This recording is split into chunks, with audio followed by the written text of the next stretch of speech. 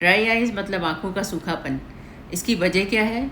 आपने कई बार नोटिस किया होगा कि लंबे समय तक स्क्रीन यूज़ करने के बाद आँखों में जलन या चुभन महसूस होती है, आँखें लाल हो जाती हैं और भारी लगती हैं।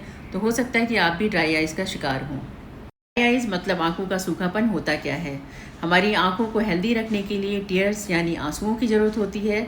तो या तो हमारे आंसू कम बन रहे हैं या आंसू जल्दी सूख जाते हैं, तब हमें होता है ड्राई आइज़। इसके सिम्टम्स हैं जलन, चुभन, रेडनेस या धुंधला दिखना।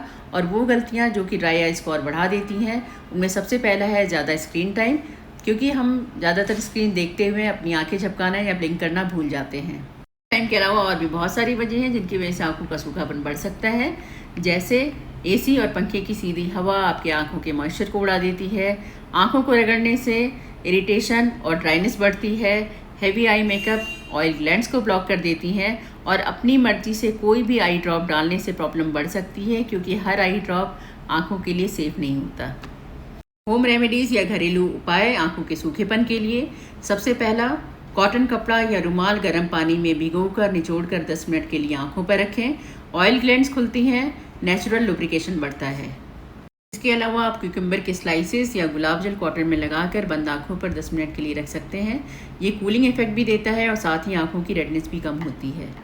ज़्यादा पिएं। अगर आपकी बॉडी हाइड्रेटेड है तो आपकी आंखें भी हाइड्रेट रहेंगी। कुछ एक्सरसाइजेज आंखों की ड्राइनेस कम करने के लिए बहुत ही इफेक्टिव होती हैं।